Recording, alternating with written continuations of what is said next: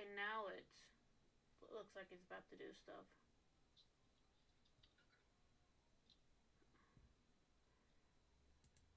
It's just now we need to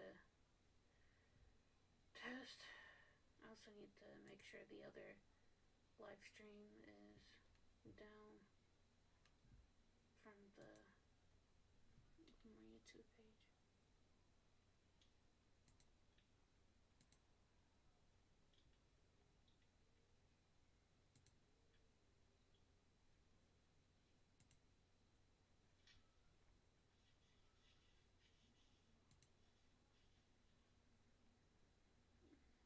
I think I'll have to edit video and then mark as private or something or delete. Let's see, public. Yeah, private.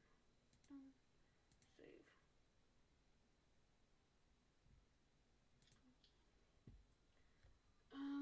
Do you wanna try?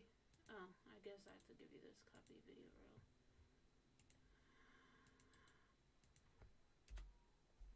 Do you want to try to listen to see? Oh, people. Wowie. Wait, I could just say hey. I'm gonna type.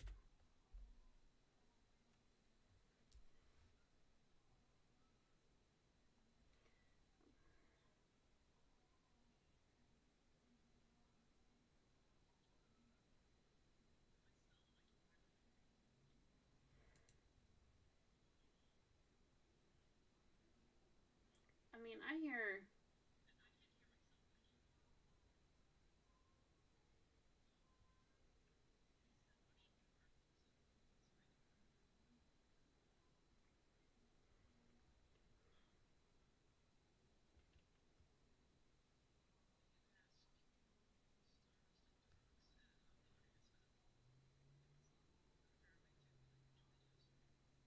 Well, they're in the stream. They can tell us when they hear.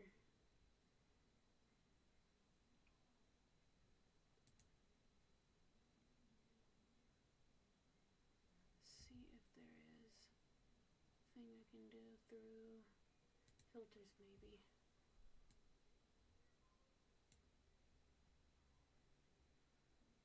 Nope, there isn't. Oh. Mhm.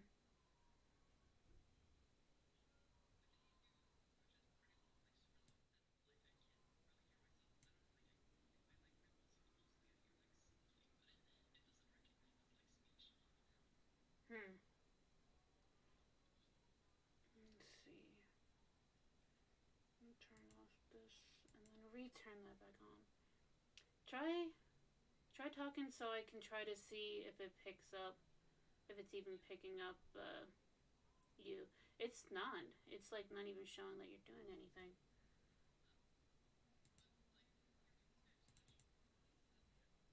Yes. I'm gonna go see if I click default, if that fixed things. Try talking again.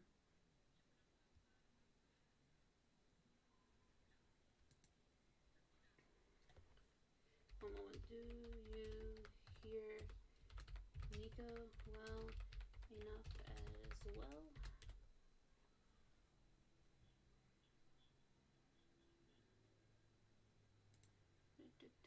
Like, yeah, I don't see you on the, like, you don't spike on my audio mixer right now. I'm trying to figure out.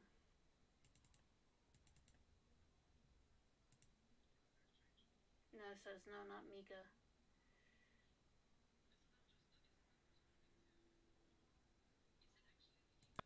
Audio from your computer at all. Wait, try talking now. Hello? Yeah, I see you doing a spike this time. So apparently, yeah, so I had to connect it to. I had to connect it to my headset itself, even though I'm not talking through it. That is very strange. Like, again, it's similar to like my problem when I was talking with like with Stripes last week. Like, it's a weird thing of like my like the thing audio that something from your computer. Now I can hear myself and it's loud. At all. Wait, try talking now. But now I'm like a lot louder than you. Hello? Yeah, I see you. I'm turning you down to halfway, and then yeah. So what happened? Oh.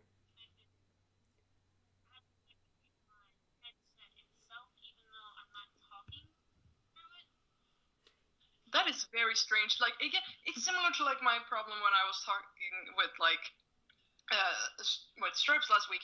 Like it's a weird point being what happened with Stripes. Like just the idea that like something that has to do with like your headset, like something to do with like the thing you listen to and talk to, has effect on how I sound. Yes. Like it has nothing to do with like how it picks. This shouldn't have anything to do with how it picks up me, especially if it's the program rather than like your headphones. Yes. It's strange, but like a similar thing happened with Stripes. Like it's a weird point being what happened with Stripes. Like just the idea that like something that has to do with like your headset, like something to do with like the thing you listen to and talk to, has effect on how I sound. Okay, so it has nothing to do with like how it picks. This shouldn't have anything to. Okay, you're still like a lot. You're still like quite low, like lower in volume than me. Like it's a less of a difference now, but it's still like it still feels much that like feels like you're too low. And even then, like turning it half to me, like I'm just like a tad too low, but maybe that's just my personal opinion. Well, I can't turn me up anymore, but I just turned you down a little bit more to see if that evens things out a bit. Like lower in volume than me.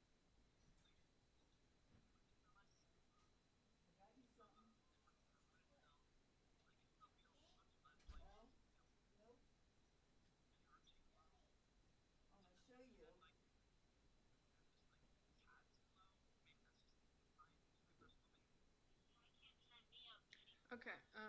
Now I feel like it's a bit too like just a bit. It's a bit lower than yours. This is annoying as hell. This is annoying. Oh yeah. Yeah. Again, like this wasn't the problem last time we did this, so I'm really curious what like what the difference is. That's making it so like both our audio are like, or at least your audio are like is like a lot low. Like it's not picking up. But why is it like the volume so much lower? I just changed yours. Again, I have you at like the little bit below halfway mark. Let me see. Yeah. Again, like this wasn't the problem last time we did this, so I'm really curious what like what the difference is. That's making it so like both our audio are like, or at least your audio are like is like a lot low. Like it's not picking up. But why is it like the volume so much lower?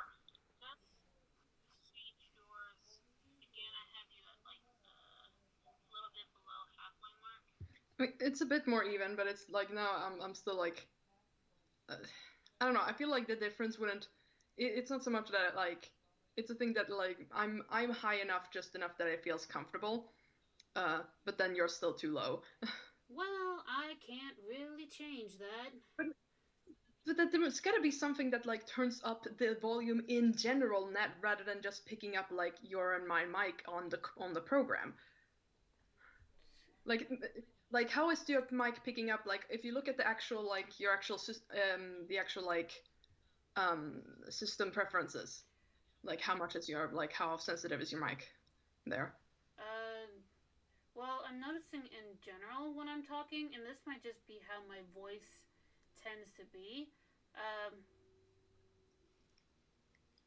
Sorry, I got distracted by chat thing. In general, like your voice tends to pick up and makes the bars spike way more. Whereas me, it takes a lot more. For me, it like I have to actually push more effort to make it louder. I could maybe turn down my if I turn down the sensitivity of mine, would that change anything? Probably not. But how high is the sensitivity on your actual like system preferences? I don't know. I don't know how to check that. You don't know where to like. I guess what I can do is there's a little mic thing right there. Tap to start using your microphone. Let's see. Like they should have like like options and stuff on from like that's about your computer in general. I'm trying to think. So that's Bluetooth. Like where to find how to find the system preferences on Windows 10 or whatever. Does how I'm sounding really matter that much? I don't know. It annoys me because it feels like I'm like it's the sort of thing where I would want to turn up the volume because I feel like I'm not gonna pick up. I wouldn't like be able to like actually pick up what someone is like. I don't know. It feels like you're listening to something while wearing headphones. So like you're listening to like someone is talking to you, but you're wearing headphones. Hmm. So it's just like, well, I can't like it's harder to process it when it's lower. I don't know how it is going to be for the audience, but I suppose the one audience we have right now could tell us what their opinion on that is.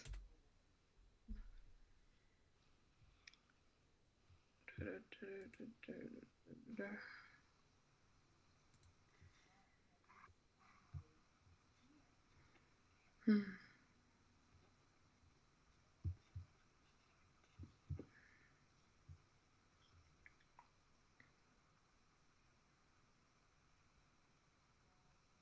Currently in Just, use.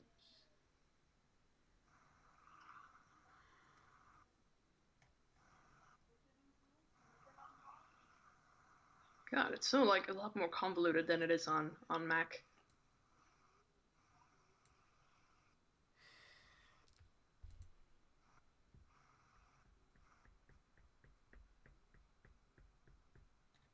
Trying to think.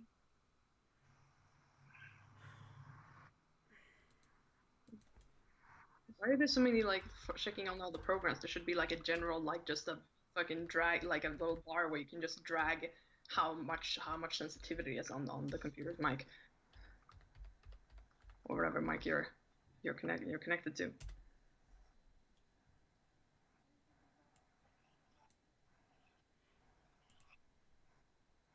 Hmm.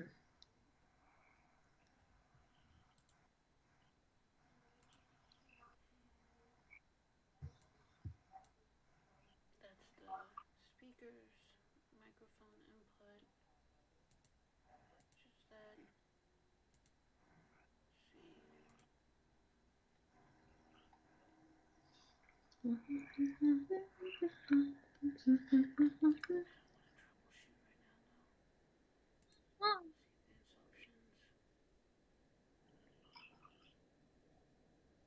See if I just put up the master volume to 100. That helps. Get rid of Yeah. that.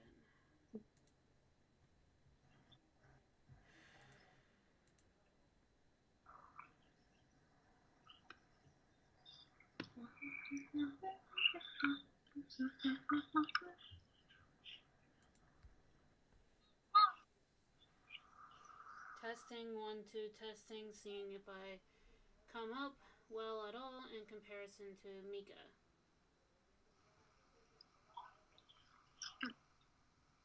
I mean, you should probably say something as well so that we have a good Yeah. idea. Okay. Sorry. I'm like trying to listen now on the stream. Testing, 1, 2, testing, seeing if I come up well at all in comparison to Mica.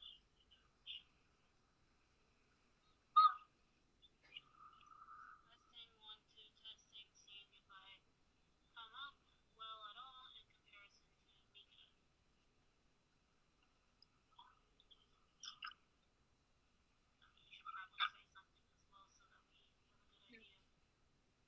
Okay. Sorry. I'm like trying to listen. Yeah, no, it's still like a lot lower. Well, then I guess I can't just fucking fix that. Mm, My frustration's not at you. I'm mad at that this is dumb and it's taking up a lot of energy. yeah, I get it. Like, what's different this time than it was from last time? Well, last time I used I use a different mic. I use the webcam, but then that picks up to the point where then I was super loud and I was spiking all the time. Well, I don't think you were. I don't think you were spiking all the time. It was usually when you were like when I was when you were happy, no when I had emotions, when I was excited, when I was actually trying to be somebody. When you were playing up this bullshit, this like when you were playing up this pretend upsetness. Oh, I see how it is. I'm just never allowed to be upset. Wow, okay. I guess I'm just gonna have to be happy-go-lucky all the time. But see, that would also spike me. I barely did anything that time. That's the thing. That was just me. Oh. Just. Suddenly you were like you got louder on my mic for like just on Skype in general. So I wonder if that makes a difference.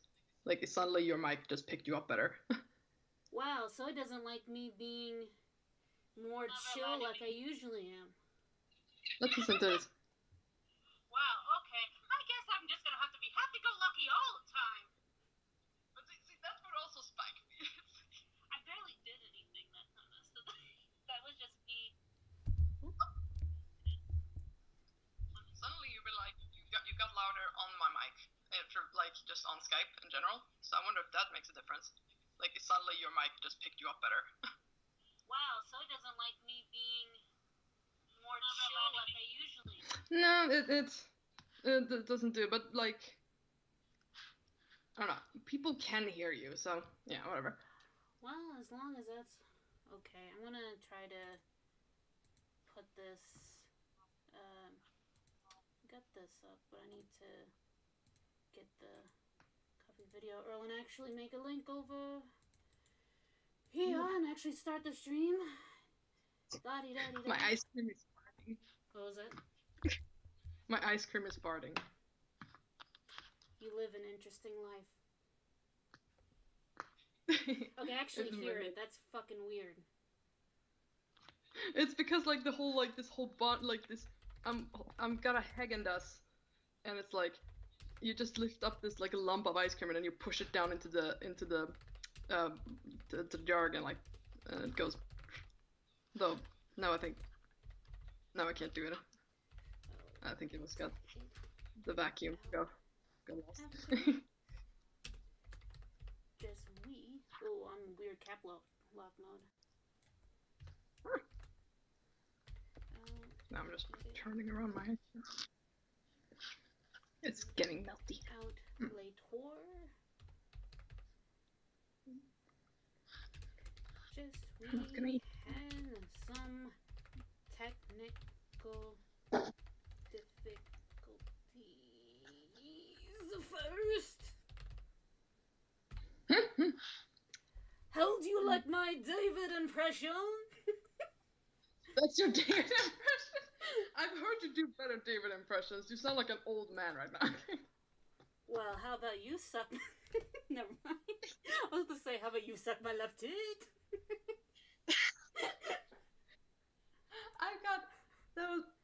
I got a brain freeze. I'm gonna put my ice cream back in the freezer. Snark life. Video. Streaming.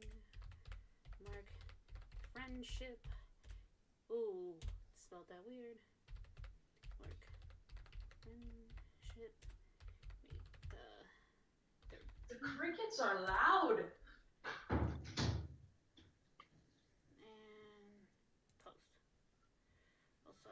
And post. I also noticed that Dez was also there with Wowie. Ooh, hello. Let's see. What's going on down here? Yes, Toyman, Bizarro, and Grundy are like the best friends, and it's amazing, and I just want them to be cuddly all the time and sleep in their puppy piles. Is it the Superman equivalent of Dork Squad? Yeah, it is. Fuck yeah.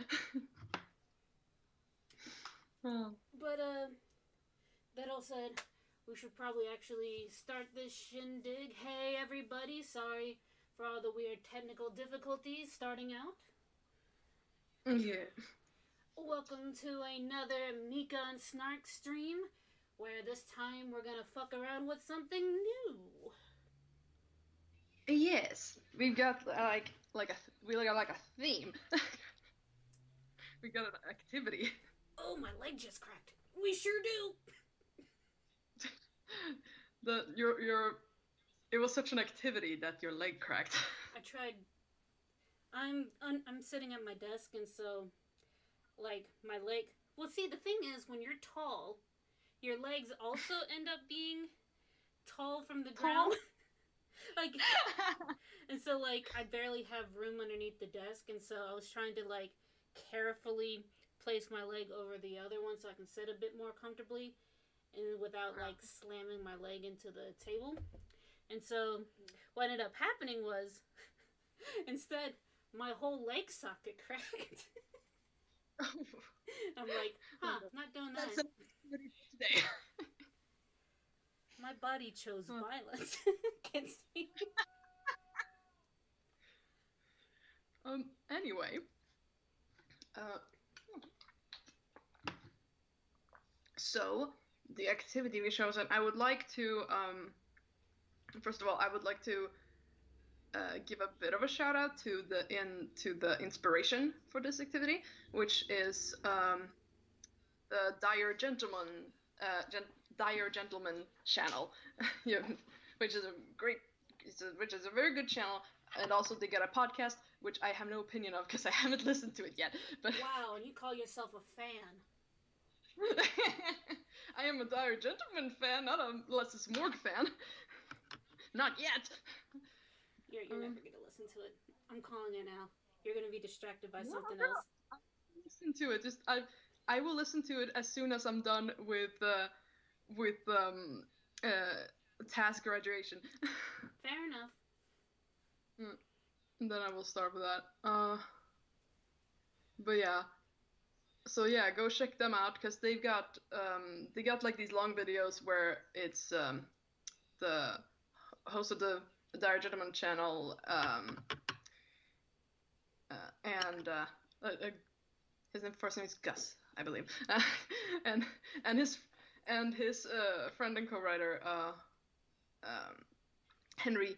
They basically just like they have like a lot of videos where they just like talk about stuff, but they have like two videos where the first one was that they took the like disturbing video iceberg, like 100, and had like Henry read just list of the titles, and then the challenge for Gus was to make up a pitch for like a wholesome family film or comedy for each horror title, or like it's not even just horror films. It's like it starts out with horror films, but then as you get lower, it gets to like snuff and shit. And then later on they did like an opposite of that where Gus gave Henry like a bunch of titles for like wholesome, cute like anime titles, and then Henry had to figure out like pretty much make up like a horror story for each, like which is like goes a bit longer than which each description goes a bit longer because it's harder to describe like a good horror pitch without like telling like this, like really selling it without actually telling the whole thing. Yes. To some extent. So that was felt more like of a summary pitch rather than some sort of like a thing you'd read on the back of a DVD. Who the hell reads DVDs? Those don't exist anymore, I say as I have a whole shelf over there of all my DVDs. So, anyway. So yeah, I was inspired by that. We both listened to those. And it sounded really fun. So we decided to do something similar to that. And the challenge then is for Snark here to figure out make like comedy TV show or movie like pitches based on the titles of RPG Maker horror titles, RPG Maker horror games, like those. Which I pretty much know nothing about because I don't play games. Exactly. At first, I thought like picking like horror themed anime, but I actually don't watch that much horror themed anime. Like I know of them, but it felt weird to pick titles that I like where I know nothing about, little to nothing about the thing. And I know a lot of RPG Maker horror games. I don't play them, but I listen to a lot of like Let's Plays and such. Yes. And so I have some titles here that like would probably be recognizable by fans, but definitely not by you. Like you might have heard the name somewhere before in some of these, but at most you would only have like a vague knowledge of it. Mica, you know what I do when I'm on Hmm? YouTube? Hmm? I share cat videos with my wife. I'm telling you, I'm not gonna know these. All right, all right. So, do you is your brain ready? It's never is, but I'm gonna try anyhow. Mm. All right, I got us I think about a fair collection of these, not too many, but not too few either. Okay, let's start with the Crooked Man. So the first thing that comes to mind is based off of the nursery rhyme. The first thing I kind of want to see is kind of like a Mr. Magoo style show where like you just have this like weird looking man who's like old, kind of like, oh, I'm always fumbling around because of his disability. That's not the joke part. And look, we just don't want to make fun of disabled people. That's not what this is about. Um, but yeah, and then it's just a lot of it is his adventures as he's like going through his life and just kind of like bumbling through things. And most of the most of like the comedy comes from the crooked man's crooked cat, who's always with them, and they're kind of like trying to fix up all of the stuff that's like falling around them to like no results. I mean, like it's usually crashes, and then it's like, oh Kitty, there you go again, acting up. Like I am so sorry, folks. All right. Has a bit of like of a Mr. Magoo vibe. That's what I said. Yeah, sorry. I zoned out for a bit because I was like trying to check through the windows. Mm, get all my windows in order. Yes, I But literally nice. said like Mr. Magoo vibe. But yeah, like he's very charming, but like it's one of those things where I think your sympathy lies with their cat more. Yeah. So what's the next one? Okay. I said, what's the next one? Yeah. The next one is Angels of Death, or alternatively, Angels of Slaughter. Okay. Um, Personally, I would probably go with Angels of Death, and I would think I would want this to be kind of like. Is it weird? My first thought was Care Bears, because I'm just imagining. Okay. Go on. I'm just imagining this idea of like you have like a death committee, but they like you kind of play it and like this cutesy like everyone's like has their theme, but their theme is like kind of like uh either helping people be like a certain situation before death or like helping to prevent death. Except they wouldn't call it that in the show. They would call them little accidents. And what they would do is you have like all these different death angels, and like you would send them down to Earth, and they would end up like helping the kids. Like, oh no, if this kid doesn't change their life around, they're gonna have an accident, and they're gonna really mess up their lives. we don't we don't call the end of life death. We call them happy accidents. Well, I didn't say happy.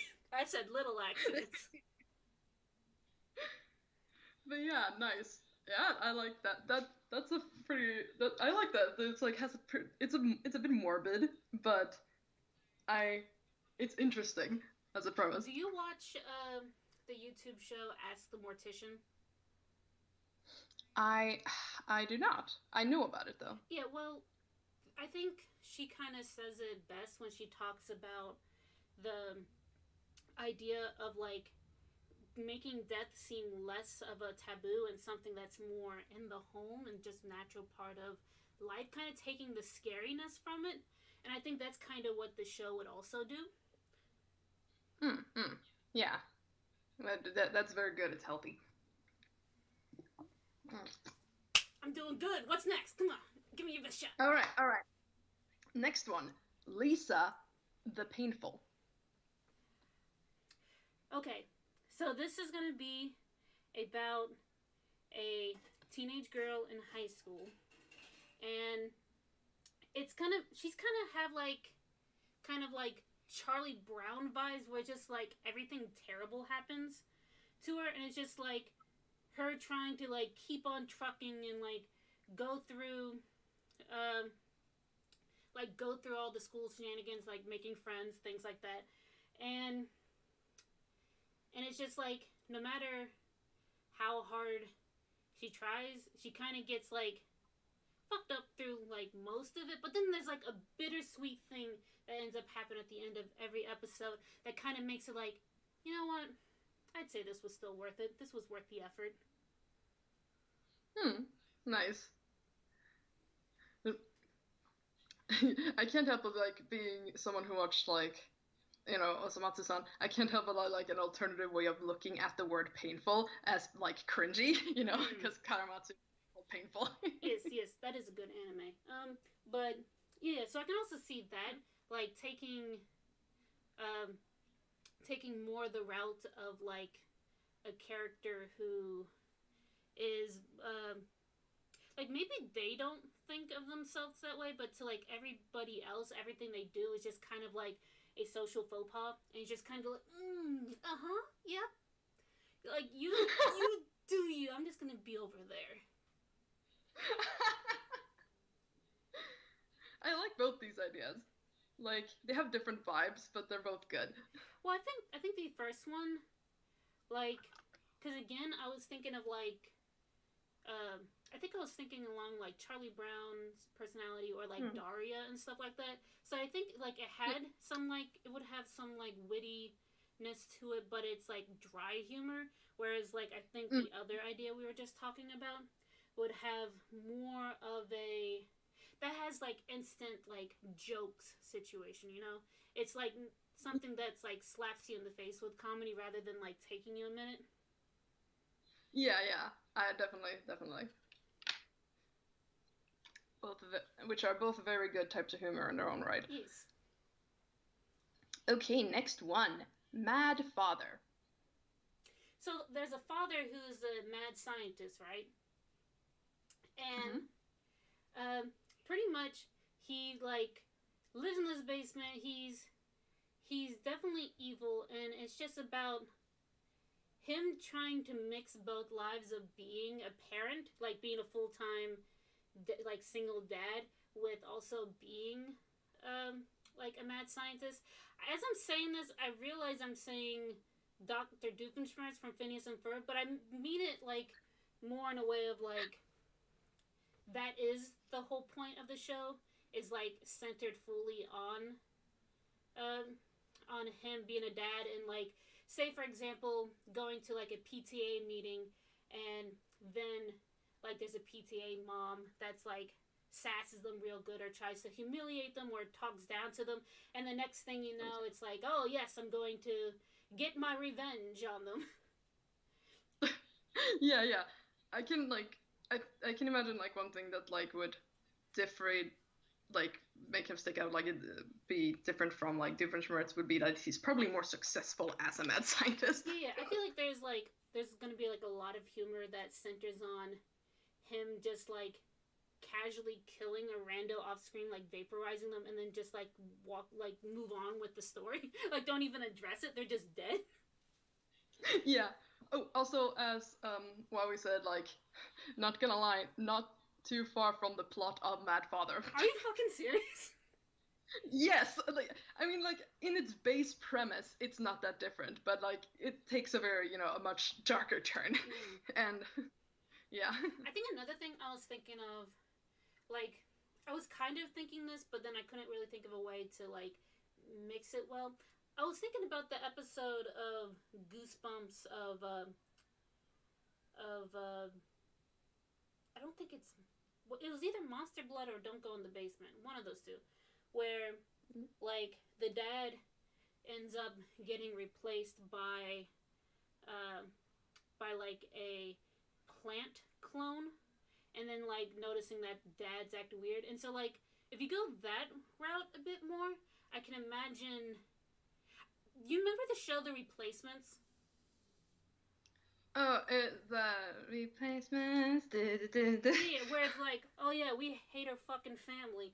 Let's get new. Let's get a new mom and dad. Yeah, and then you just like replace. I mean, I think the main characters they were like actually orphans, and so they basically just bought parents with a few coins. Yes. Um. Well, my thought was like, what if like before you had like this really drab, like boring, like never lets them do anything fun dad, and then essentially because he's a scientist and working in this lab, um, he ends up either they get replaced by one of his experiments, or it's essentially a Jekyll and Hyde situation, and you essentially end up having like Beetlejuice for a dad, and like. Are you saying, is that your idea, or are you saying that's what happened in the Goosebumps book? Oh no, that was my idea. No, that didn't happen in the Goosebumps books.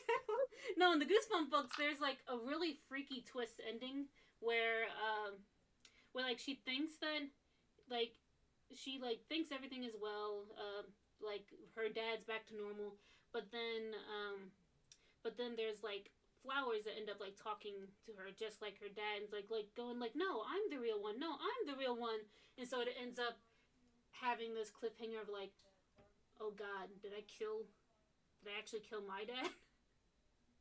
Oh shit. For kids.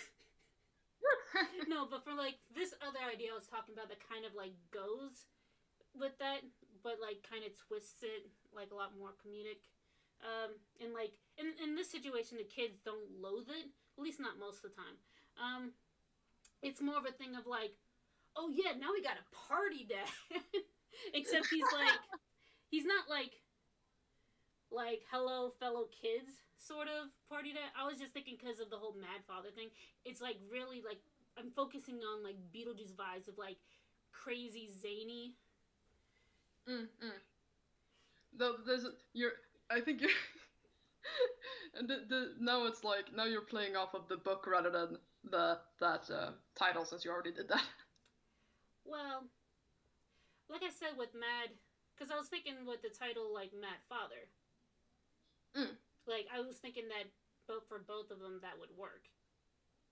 Yeah, okay. Yeah, that's fair.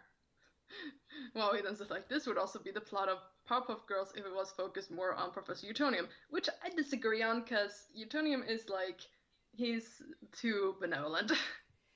He's also like actually really good at being a dad. Yeah. So like I don't think that would have been a thing. But yeah, let's move on to the next one. Yeah, okay. Next one is probably what we know about Mad Father, they probably know about this one as well. Dreaming Mary. Mary as in Mary or Marry? Mary. Dreaming Mary. So for this, I would probably go more the route of. Okay, so two things came to mind. The first thing I thought of was kind of a bit more like Bewitched vibes, like that show, where like you have this lonely man who like can't seem to like find love, can't really have anything in life go for him, and he's like a writer, and he ends up just one day going to his typewriter and typing up what his perfect dream wife would be. Ooh. And so and then that ends up resulting in Mary. And with like, I'm thinking of this as a TV show, and the thing is, whenever there's like something like a new problem in his life, he ends up like going to his typewriter to like tweak her like a little bit, but then that usually ends up resulting in like something catastrophic to where in the end he kind of like goes back to realizing like, oh wow, I shouldn't have done this, she was perfect the way she was. Ah, Kind of learning. it's got like it's Hmm. got a bit of like a Fairly Odd Parents vibe in that sort of like how the episode like the sort of like episode flow, but it's about a person. Yes. Well, like I said, I was thinking because I was thinking of like 60s 70s sitcom. So Hmm. like cartoons like from the 90s 2000s also follow a very similar formula. Um, Hmm. so like yeah, the other idea I had that wasn't that was more of a thing of the show being about Mary, like little girl named Mary, and she has the issue of whatever she imagines ends up happening, and it's one of those things of like her issue is that she has a wandering mind, and pretty much she has like ADHD, and she can never really she needs that stimulus in order to like be able to function. But the thing is, because of her powers, that ends up causing issues of sorry, I get distracted with David just popped up. Hi, David. Um, what was it saying? Oh, yeah. So like the issue ends up being like, oh, we're talking about in like history class today. We're talking about like the French Revolution or something. Next thing you know, you have them like imagining it. Except instead of bringing it to reality, I kind of like the idea of sucking whoever is around her into what she's dreaming about.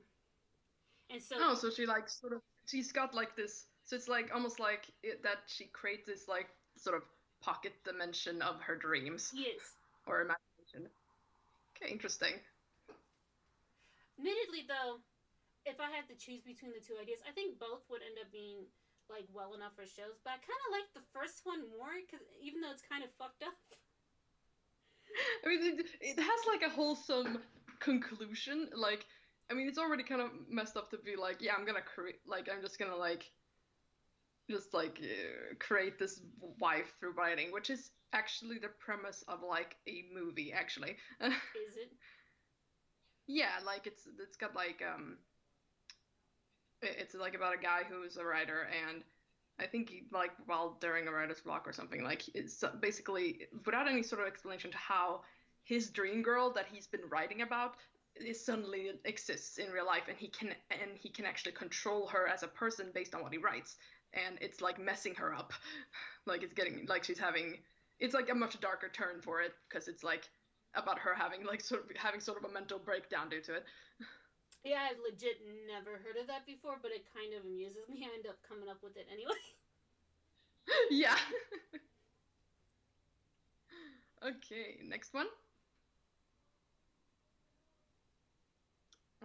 I'm waiting for your confirmation. Oh Next yeah, one. yeah. Next one, next one. My bad. I was just like, yeah, yeah, I'm ready. Except in my head, I'm like, go on. Okay. This is title of just like little side note. This is title of my absolute favorite RPG horror game out there. Mm-hmm. Which is Pocket Mirror. Pocket mirror. Yeah, it's a mirror that's in your pocket. Wow. So like both directly to the point. Um. See, whenever I hear something like pocket, my first thing I want to think about is like Pokemon. And so I'm trying to think of like along those routes. What I would probably do is, what if you mixed like Pokemon with like a Zatch Bell sort of vibe, where you end up having like you take out a mirror which ends up like projecting your creature, but this creature is like your it's like your mirror self. Oh. Yeah, and it ends up being like all of your traits and stuff, um, like all your traits get flipped almost like Negaverse style, like how we talked about in the past. And Mm-hmm. but then you're like battling them out, and it's like, but the thing is, you're battling in order to like help your mirror reflection survive, because after every fight the loser's mirror gets like shattered and that Oh version of shit, them is like dead forever. that's kind of dark for like. I thought this was gonna be a comedy thing. No, see, the reason why I'm still counting it as a comedy is because I'm thinking about it with a still like same like light like anime vibes that you have of like those joking of like someone tells like a bad joke, them just like falling over like, oh, like 90s anime. Yeah, like some dark shit happens in like Satch Bell, but it's still like characters just like sort of dying or rather being sent to hell. Yes. But like there's still like a just major like prominently prominently comedy. Yes. Like it's enough so that there's moments where like you're worried for like the character's like safety, but so because there's stakes rather than just like, oh, if I lose I can just try again. It's like, no you can't. No you can't. If you lose, your guy is just like gone forever. You essentially, killed a person. Shit. Hmm. And I imagine like the Well, that's main character, I'm getting vibes of the main character because of them being more like shy and cowardly in general. I imagine like they try to turn away from this destiny, but the thing is, the the like mirror, their mirror reflection self can also control them. And so hmm. like that's kind of why this is so important to either have them get killed or uh have them become a real person. Okay. And so like that ends up making that kind of like makes it so the protagonist kind of has to, because it's going to kind of suck if you're trying to like be a good student in class, but your mirror self, who's like a total prankster, wants to just like fuck with shit and like starts trying to control you. Ooh, nice. Yeah, that's interesting. I like that. What do we got next? Mm. Okay, next one is hello, hell, oh.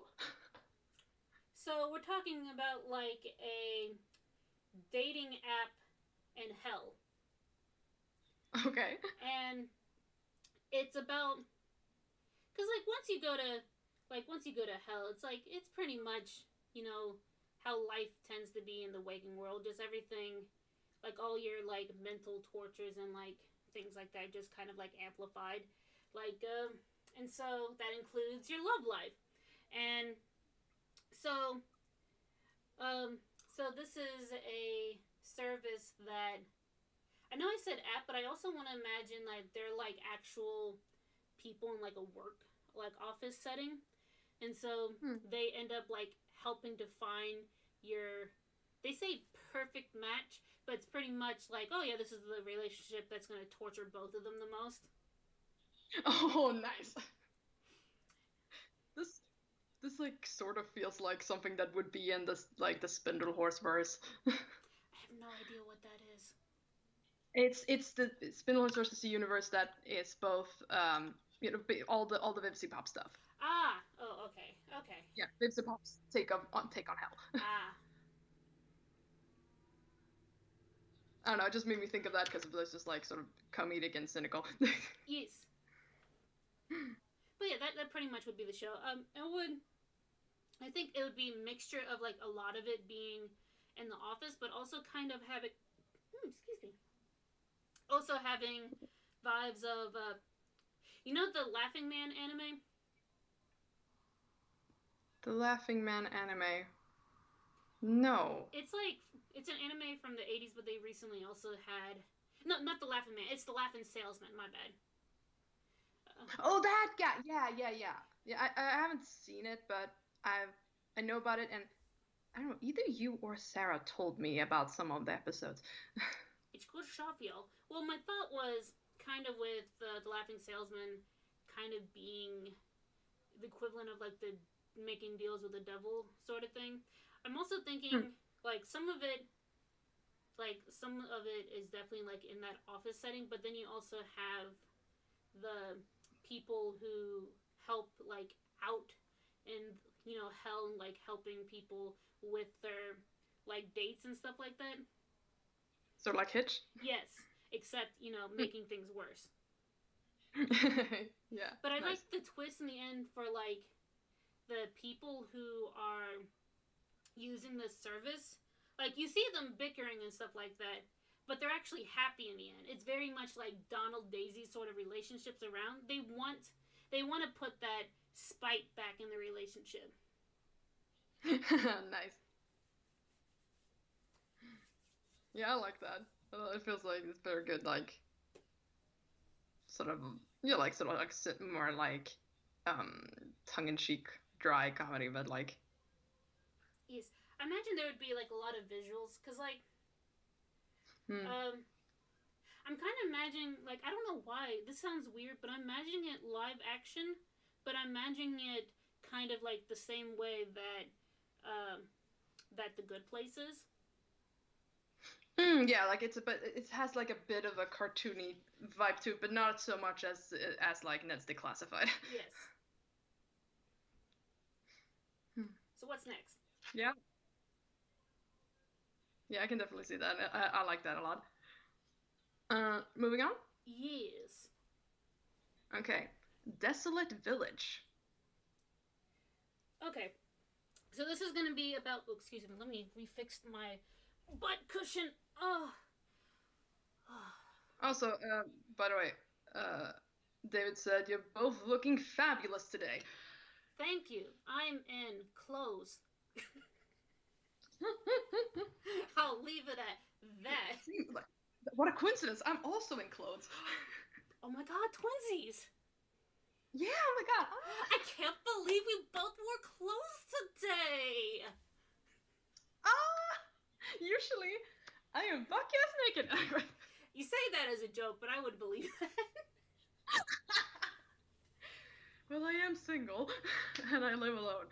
And you get hot all the time. Yeah, though not as it's not as badly as last year because of my weight loss. It's been a lot easier on me. Yes. Oh, Anyway, Desolate Village. So my thought on this was the idea of like a village that's kind of like in the rut. Like things have like people are like kind of starting to leave. The village itself is like kind of dying, like economically and like spirit wise, all that stuff. And then you have like this like Mary Poppins esque sort of like woman just like suddenly come like I'm also imagine a mixture of like Harvest Moon with this, but like oh yeah, she's coming to take over like family estate and like to live there, and just like from her being like such a nice person and like just kind of naturally having this almost like zealousness about her and just this like high spirits, like kind of like wander from wander over yonder. Um, mm. just this idea of like no matter where she goes, she ends up like making the people excited. Like she ends up like that ends up being her focus of the day. It's like, oh man, like what happened? This bar is like very lovely place. Why is like there nobody here? It's like because like look, I know there's at least like 20, 30 people in town. It's like, oh yeah, it's just kind of no reason to really be here. Like people kind of just stick with their families and um, They can just buy this food in the store and go home. yeah. And so it's about like kind of like for that episode, it's like oh, making the bar like a big community hotspot again, like bringing life to it by like oh maybe like making a new band for like the bar and stuff, and like making new like drinks and new food and stuff like that to like really encourage people to come down, you know? So this it's like a new and it's like a different business or land or like landmark of the village like every episode, or Yes. would you rather like I can also see this being sort of like put into a single movie if you like, that sort of like anthology style kind of movie where Mm, you have like maybe three spots that gets dealt with, yes, and it all can sort of like culminate into something in the end. I like that as well. I think at the time my brain was thinking more along the lines of like a TV show, so that we get to like see this character more. But I think also like a Ghibli style movie makes sense. Yeah, I can see it for like it gives the movie, and another thing, like a thing that I was reminded of when you were talking about it as a TV series made me think of like Violet Evergarden. See, I know of that, but I've never watched it. I hear that it makes you cry every episode, so I'm like, nah, I'm good. I mean, it's not every episode. It's I hear and it's usually it's Well, I hear like the hmm? main character like is pretty much learning how to have emotions again by like writing letters for like other people.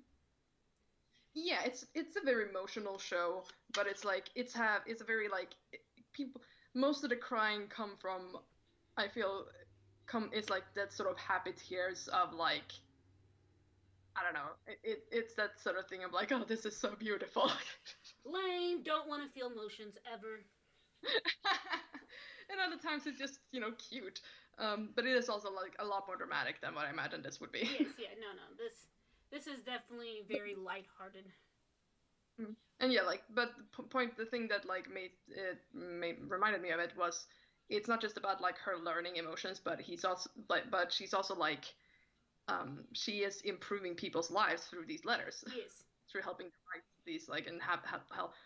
It's interesting, like as it's that irony of like someone who is very bad at expressing or like really recognizing her own emotions, being so good at helping other people express their emotions. Hmm. Yes. Mm. But yeah, yeah. So like, I can definitely see having that with a bit more of a peppy like screwball kind of positivity to it. Yes. Uh, I dig it. Good, because that's the Uh, answer you're getting. all right, moving on then. Next one is the Huntress of the Hollow. Huntress of the Hollow. Okay, so this kind of gives me vibes of like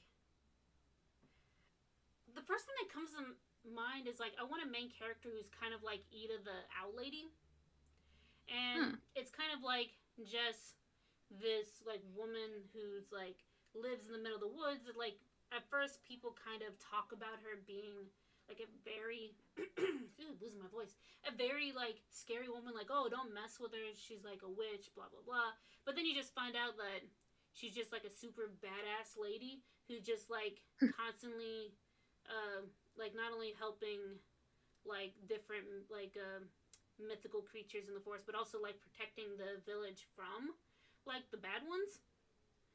Ooh, nice. And so like the main character ends up kind of like the main kid character kind of goes to them for like training because they want to learn how to be a knight, but the like the village that's like kind of like the village is kind of known for like training knights for the king.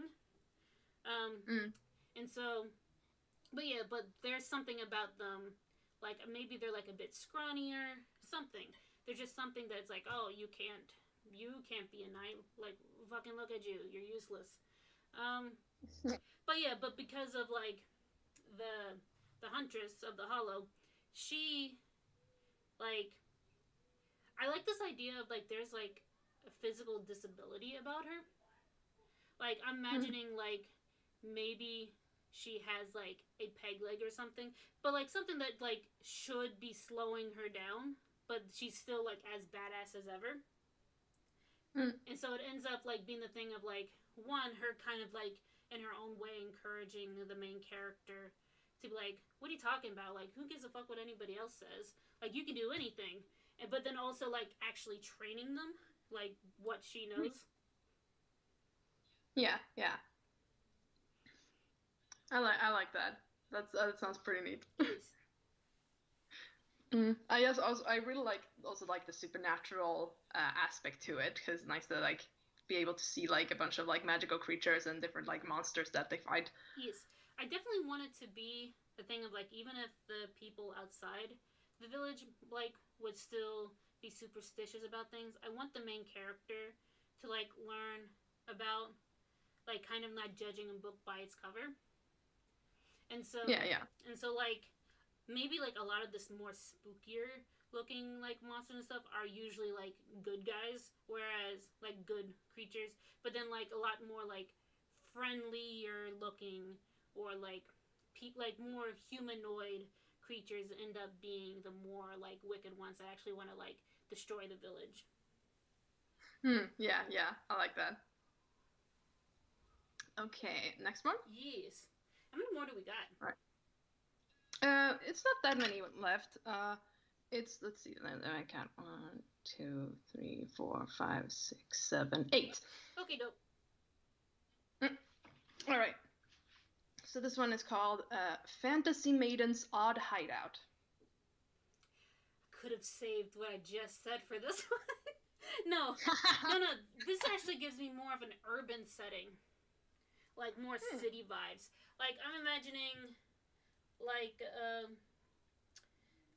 like kids like either taking like an old abandoned like rundown place and kind of fixing it up and making it their own, or like vibes of like kids going to like a junkyard and taking all of the like garbage and stuff there and actually turning it into like a really cool clubhouse. And it's Okay. just I imagine it like a move. This I'm imagining as like a live action movie. Them doing this, and Hmm. it's. But then there's like something like either there's like there's a business or something that wants to knock down the place because of like they want the land for something else, or Hmm. they want when it comes to the junkyard, it becomes a thing of like more like morality police or something when it comes to like oh kids playing in a dangerous junkyard. Yeah, yeah. I'm curious, like, where does the like the fantasy maiden aspect come in? I like to imagine that a lot of it ends up becoming like you see it through like how the kids are playing, kind of like when I was younger. I used to do this thing where even though like in real life it would look like me just like waving a stick around or me putting my hood up on my raincoat, but in my head I would like legit see it as like oh yeah I'm charging up and here's my flame sword and I'm like out there on adventures. I like imagining like it actually shifts like the film itself like shifts to like those aspects while they're playing and it ends up like their playtime ends up like kind of mimicking whatever problem they might be having in like real life. Hmm. Like, oh, there's like a bully at school. My fantasy with me and my friends are gonna be kind of like actually being able to confront this bully, or Hmm. like, or like a kid who has issues with like family always moving, like like having issues of like oh like having dreams of like oh like what if I can like defeat their boss, like defeat the evil king who's you know the equivalent of like their dad's boss, and like make it so that they can stop banishing us to the different kingdoms. Yeah. Something. Can I come with with a suggestion? I mean, if you want, Yeah, it's not nothing to like change anything you said, but more specifically because I keep wondering about the maiden part and like an idea that popped up in my head was because I couldn't really think of any way to like play it in as like a character or anything. So my thought just became that either the junkyard or the house or whatever, like it it's on Maiden Street. I like that. Hmm.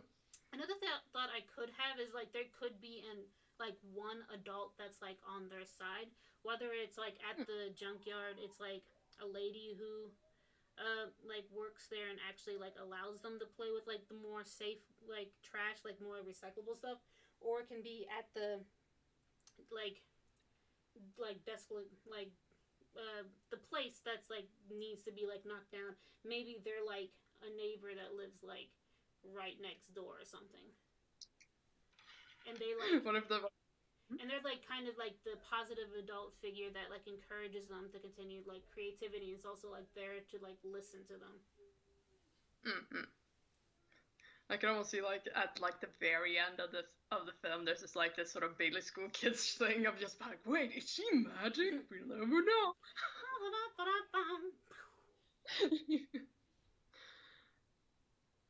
uh, okay, moving on. Yes. Oh my butt. Yes. Moving on. Okay, next one. This is like just it's just a bunch of like sort of fantasy themed ones in a row. The Witch's House. You keep giving me stuff that's like very similar in titles. Yeah, I'm sorry. It's that I wasn't. I remember like I was trying to like throw around a lot of stuff, but then I was thinking. But then I was thinking more about because like when I was looking for things, I was looking through a list that was like in alphabetical order, and I was like, okay, no, no, we need to throw things around, and then I didn't notice that. Witch's house. Um. Okay. What if it's something about again? It's about location, but it's a bit. It's a different way because I'm imagining the house being like a Baba Yaga situation. Mm. And with this, I like the idea of like the zany witch character who just like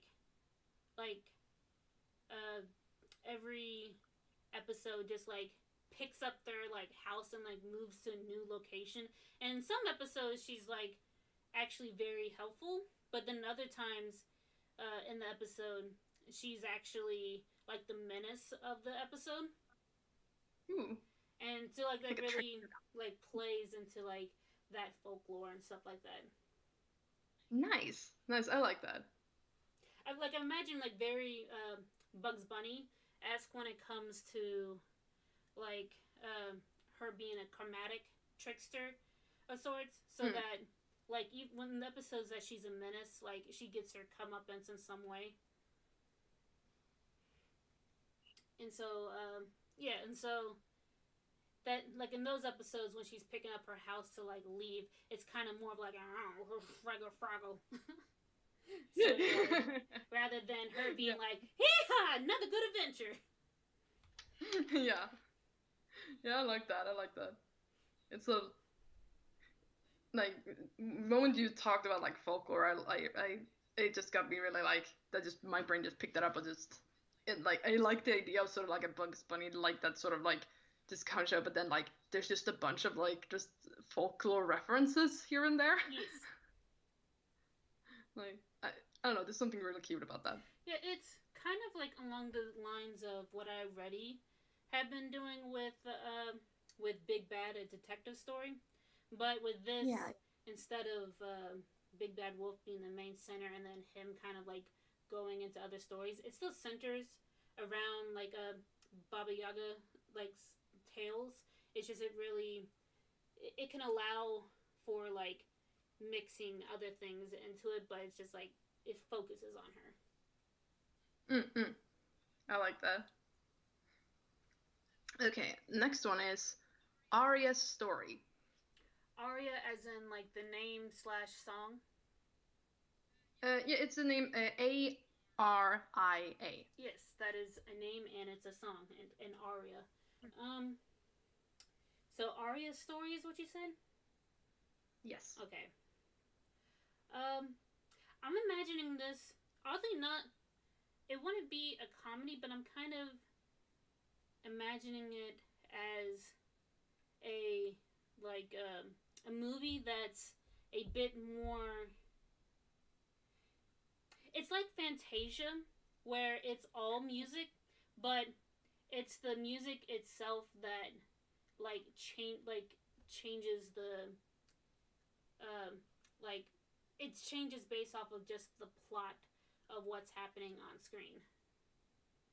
Okay, interesting. And um like I want to know what the plot is, but like I just like the idea of a movie that's fully just like sound and visuals without any talking.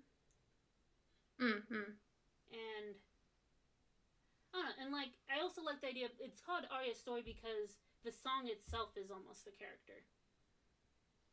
Ah, yeah, I like that. Uh,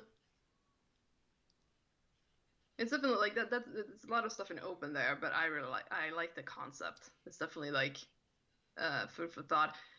Also, you people listening, if um just as they say on the Tire Gentleman channel, uh, if any of these like inspires you to make something, make it. Just the premises. Yes. Um, I mean, I'm like not doing anything with them.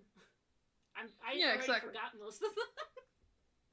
Yeah. I mean, out of pure courtesy, maybe give us a little shout out. But other than that, just go ahead.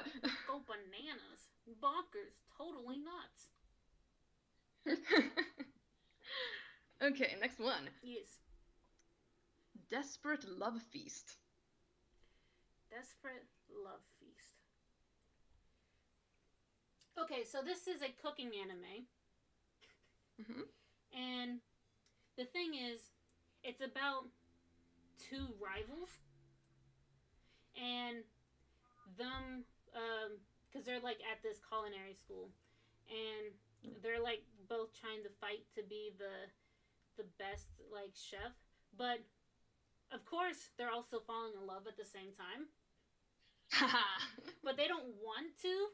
So it like kind of also has like love is war vibes of them like also trying to like defeat the other. And so it's like you have things like them like trying to almost like with competition try to kill the other with kindness by uh, like find out the other person's like, oh yeah, my favorite like when I was younger, my grandma used to make so and so, but it's like, oh man, she's been dead for like so many years, like, but I still miss that because only she could make it that certain way.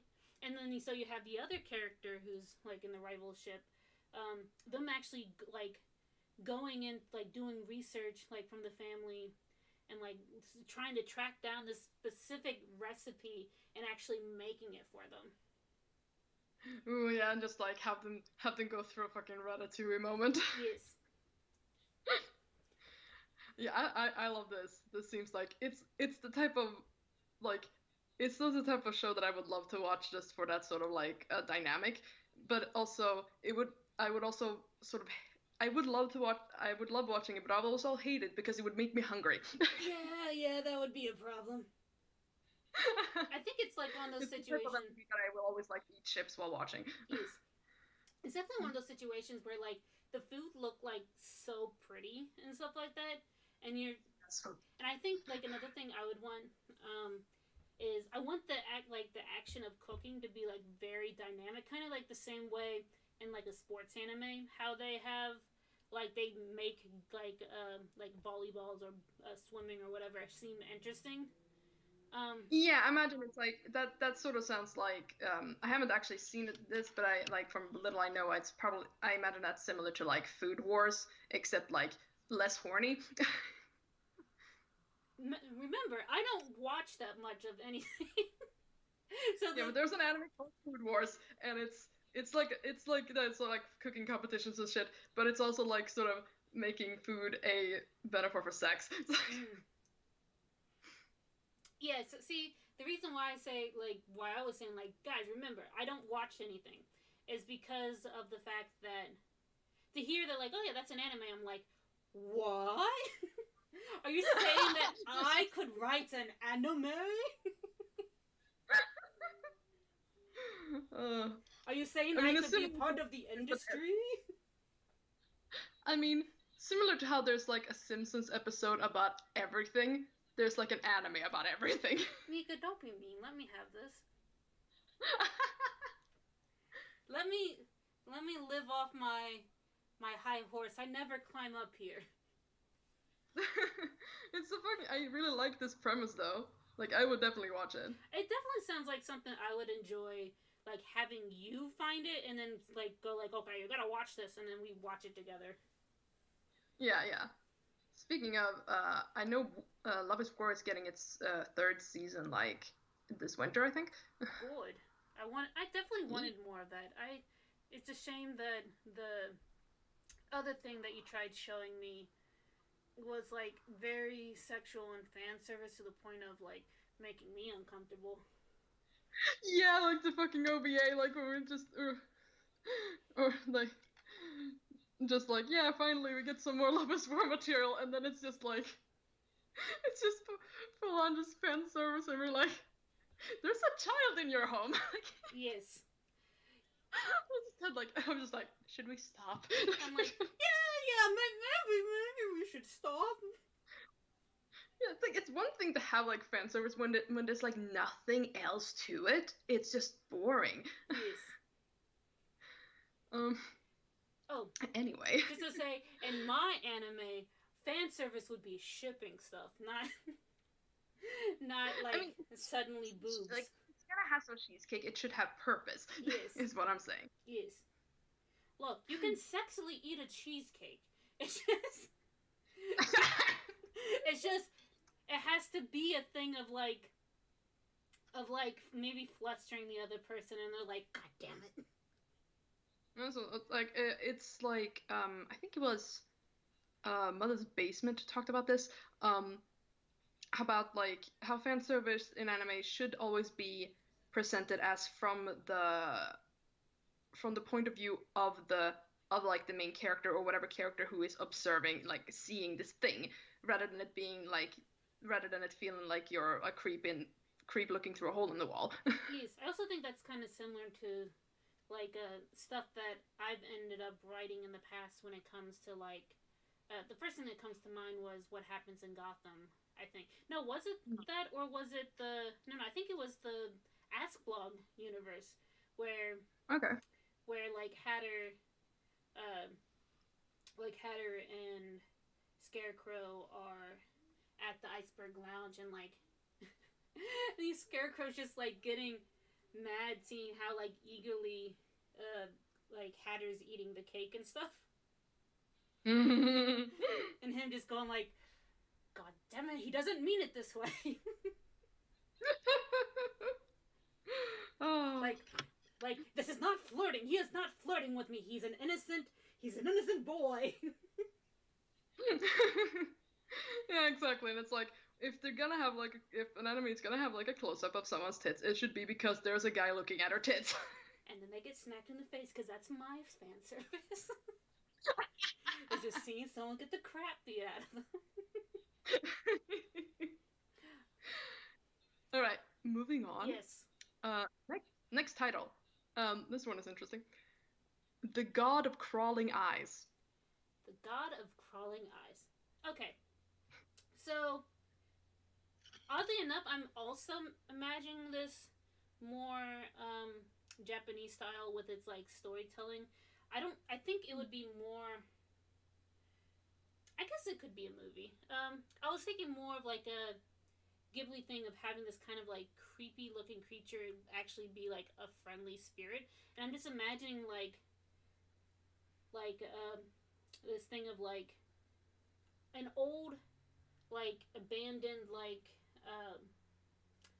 home, and like someone just like after years finally having bought the place, and like but the thing is like kind of like falling apart, and it's like them trying to be a fixer upper, but there's little eyeball spirits that have like little arms, little like stick figure legs. And So, little spiders that are eyes. yeah, like they're little things like that.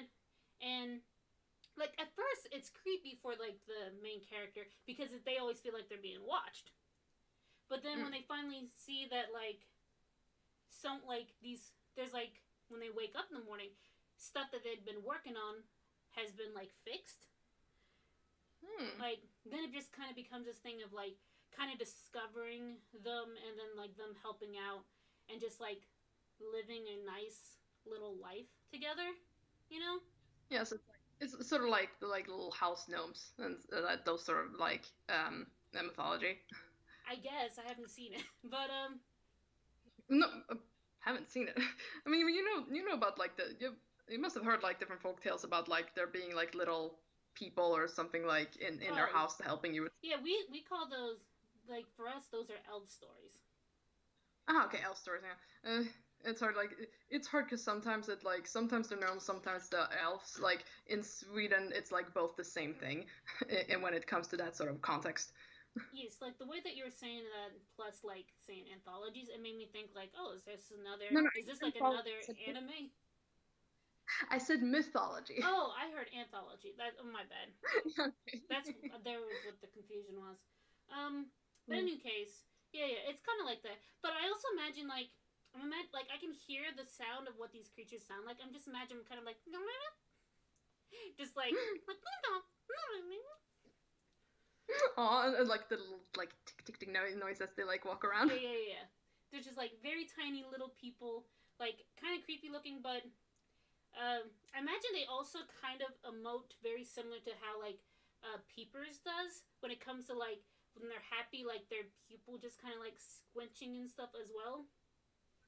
Yeah, yeah, the eyelid just like going in, being the eyebrow rather. Yes, I like that. That's really cute. I do that sometimes. Okay, okay. Next one. Uh, and this one is a famous one for anyone who's familiar with RPG Maker or Corpse Party. Okay, so as an Oingo Boingo fan, the first thing I end up thinking about is Dead Man's Party. Um, Hmm. and so I'm just imagining like to me it makes me think of like a club where like once you die, like you're just going to like the biggest like rave party ever. And like I'm imagining like what you do before like the party's like kind of a metaphor of like getting your last like hurrah out before you can find like peace. And a lot of times Hmm. like for people like at the corpse party, you will have like, oh yeah, there's this like repressed like person who's like always followed the rules, like never really felt like they emoted the way they wanted to. And so like at this like at their corpse party, in a way to like help them to like finally find peace is to like go off like help them like get up on stage and like actually like rock out or something, and like pretty much like air out all their grievances in like a song. Ooh, nice. I like that. And it's like different depending on like who the person is and when they're coming there.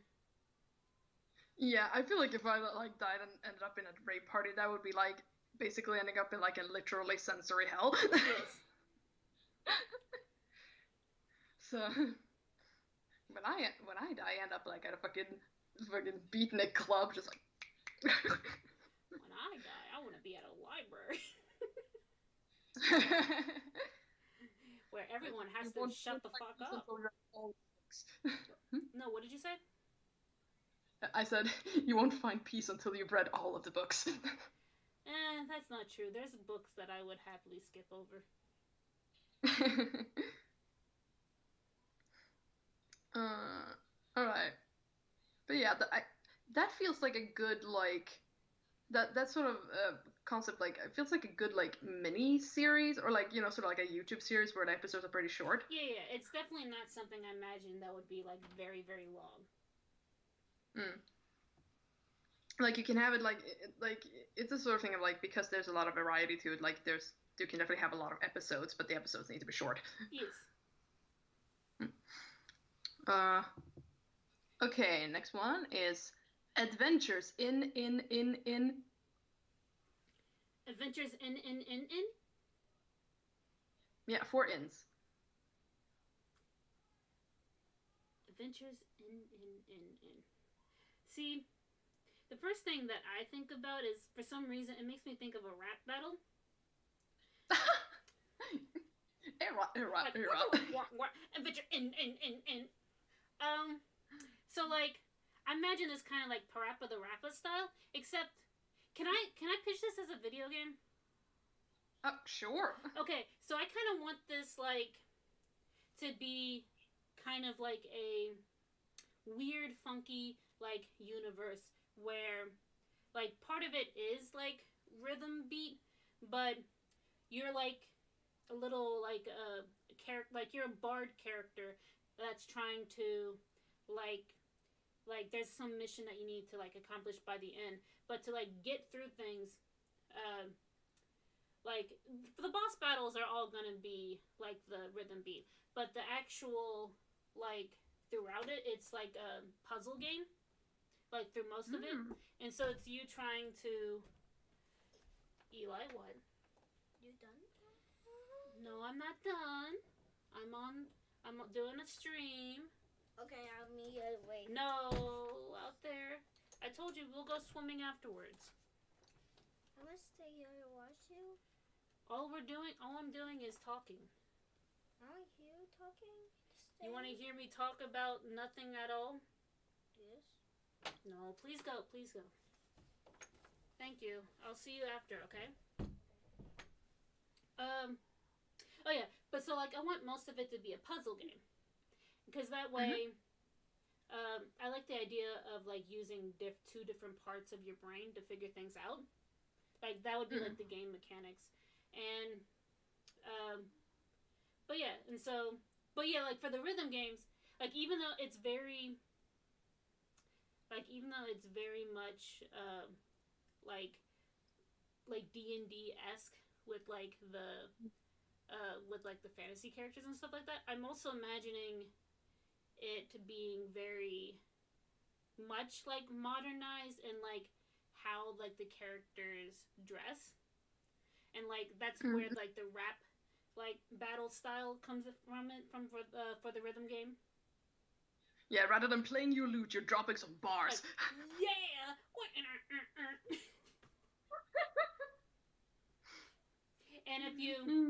And if you mess up the rhythm, you end up like not rhyming or something, or your like beats like totally off. Very proper ish. Yes, because I love that game. It's a fun, wacky world as well. Yes. Okay, here's the last one. Ooh.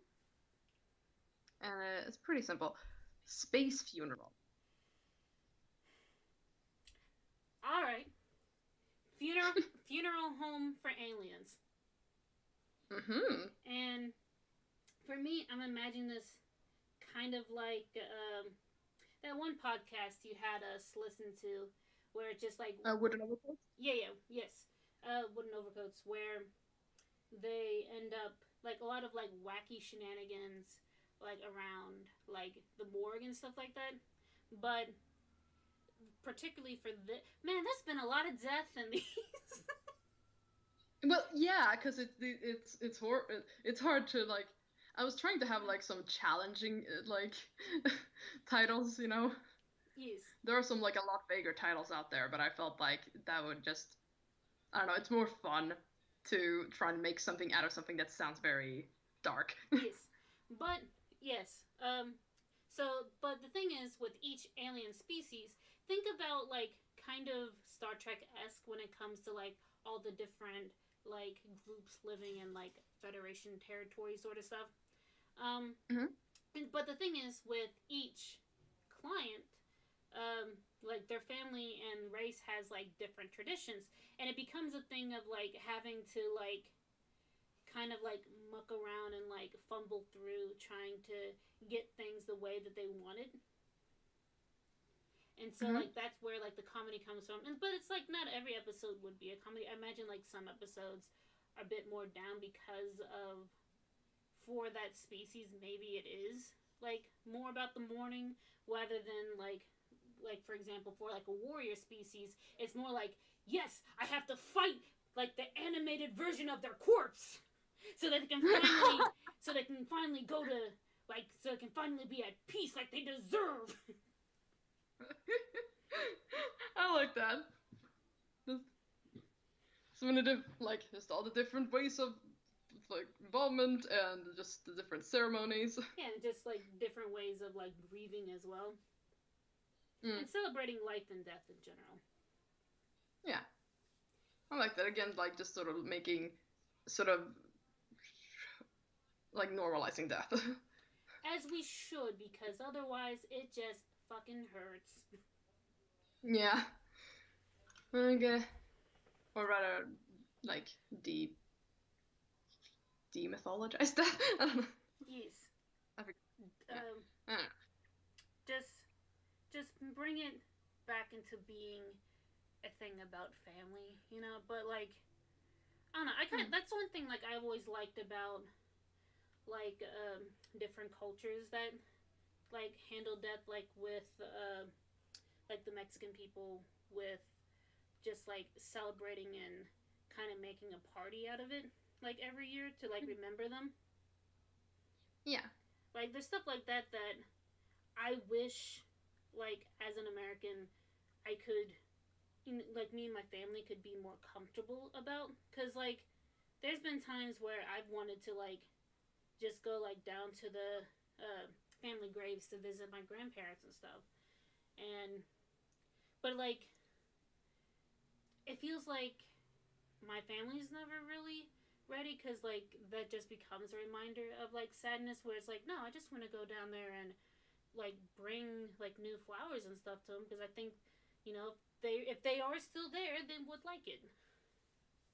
Yeah, exactly. It's like it's because of like just the culture, like like a lot of like just I feel like a lot of Western like culture has similarly like that sort of like over here it's too like it's also like very somber, um and you always like sort of um associate death and like just the dead relatives and stuff like that with somberness, and so like and a lot of people don't like feeling sad. I mean I relate but still. So but because you're like just relating it to first thing of this being like it's such a downer, Yes.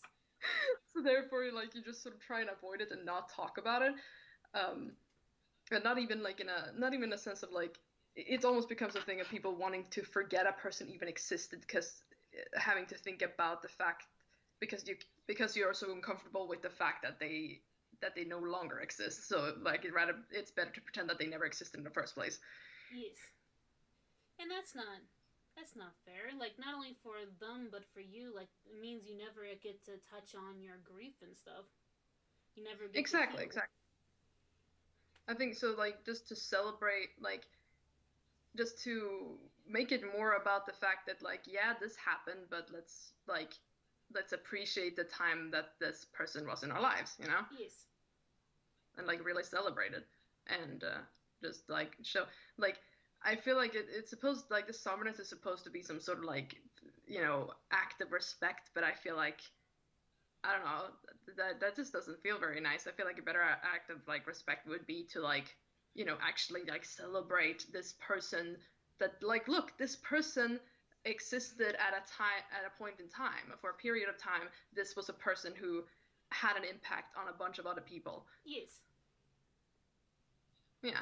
Rather than just being like, oh no, the person, remember when that person in our family died and now they're dead and I miss them. Like, Yes. One of the ways. like, Oh, sorry. yeah, I mean, like, it's like, there's probably gonna be a bits of that, but it shouldn't be only that. Yes.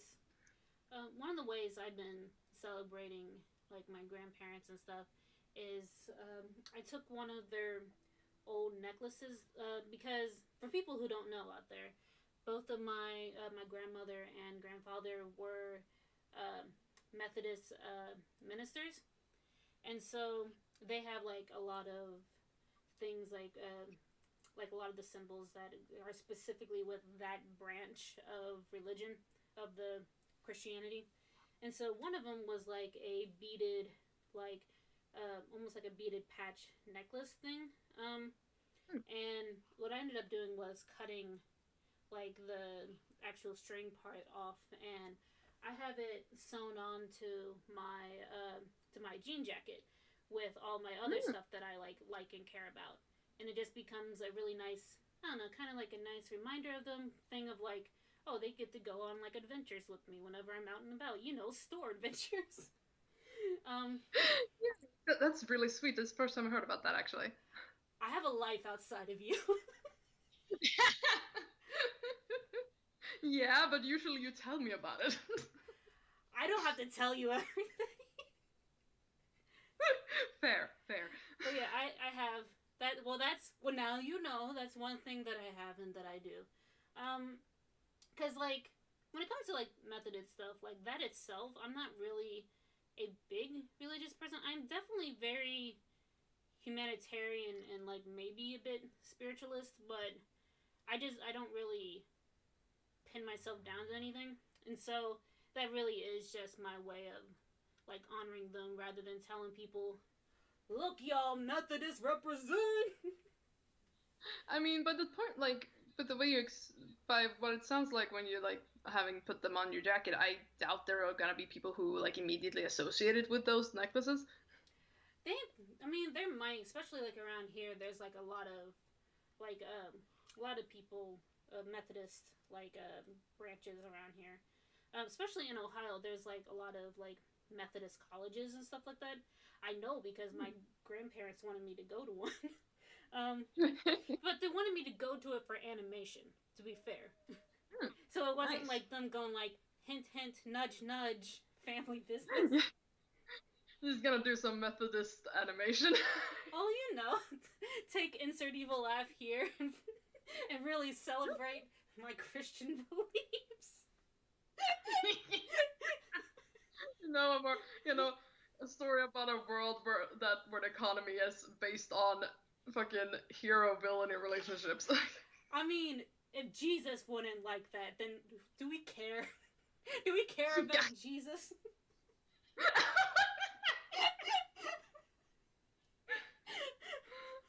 I feel like this is getting like way too controversial as like a sideshow. like if Jesus isn't about nemesis relationships, isn't about villains and heroes making out, then who gives a damn? I mean, wasn't Jesus all about like love thy enemy? Yes, pretty much. Love thy neighbor, love thy enemy, kiss thy enemy, oh baby, oh Judas. Oh God, no. Oh That's all, folks. no. But yeah, the death celebrating. But yeah, so yeah, I feel like I don't know. Death can still be hard, but it's I don't know. It's nice to do little things to like kind of make it better, and I feel like I don't know. I think it'd almost be nice if like cartoons or just kids shows in general kind of like breach that topic a bit more. Like at least in a way that's like they think about death without like having to think about the dark aspect of it. It might be something like, oh hey, that looked like fun. I might want to do that when I like maybe I can tell my family I want them to battle my corpse when I die.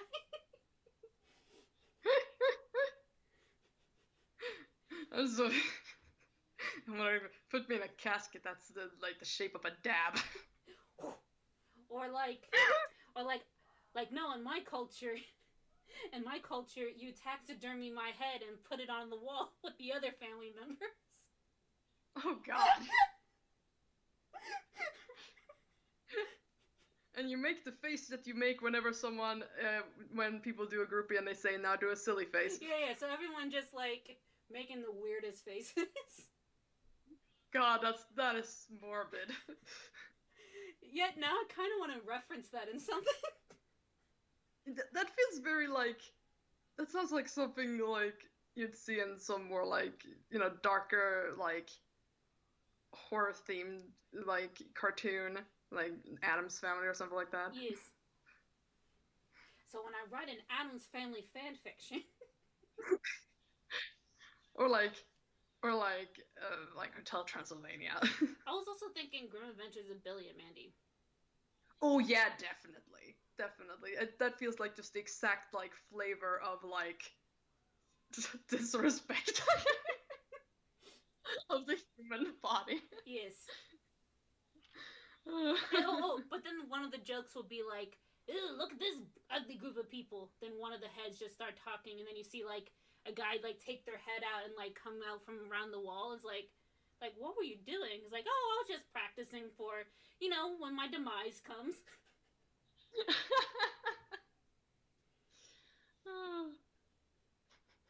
Like, a normal thing to do is like, oh yeah, sure, yeah. Welcome to my home.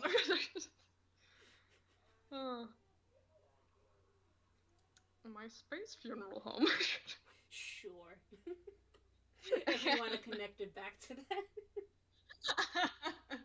They're going full circle. No. Anyway, yeah, that was that. Let's see, how long have we been streaming actually? For me, it's about 4:30, and I think around 3 we tried like starting to get things set up. So we've been streaming for about an hour, but I will say that it says. Hmm? Well, over on the stream it says started streaming 73 seconds ago. Goddamn What the lie. fuck? Yeah, I don't know what's up with that. It might just be because you've had it like open since like I gave you the link. Yeah, But fair. But before the boy keeps coming in and like bugging me to swim, I probably should do that before it starts getting too late anyhow. Which means, ooh, Mica, next time we stream, it should definitely be more focused on you. And you actually doing, you drawing comic book villains that you've never seen before. Yes, that was the idea. I'm looking forward to hear about these different comic book. I went places. Is it only heroes or is it villains too? It's all villains, but I went through DC Comics and like Marvel. I was thinking about going like branching out even more. Like I've had like I went into like deep diving more into like Teenage Mutant Ninja Turtles and like even like like Scrooge McDuck sort of stuff.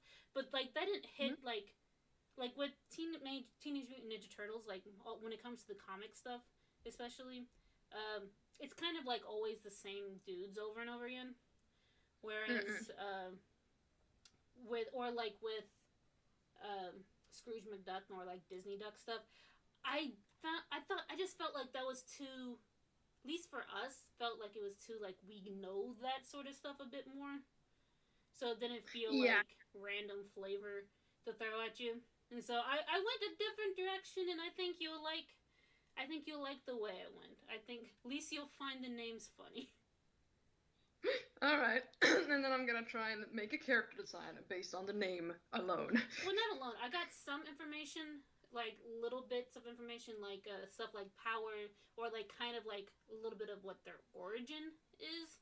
Like, but like it shouldn't be too much to like throw you off. Like, I don't think it will influence you too much.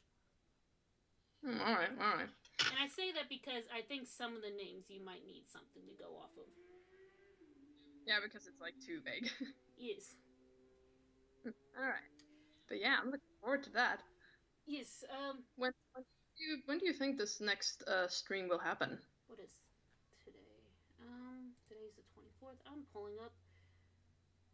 Let's see. Probably not next week, but do you want to do it on August 7th? Yeah, that sounds good. That way it's like every other week we're doing stuff. Yeah, that sounds perfect.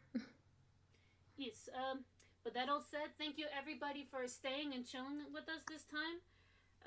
Yes, thank you. If you like, again, because I'm a fan, so I'm plugging. If you like this type of premise, do check out the Dire Gentleman channel. I enjoyed what I've heard. I wouldn't mind listening to more sometime.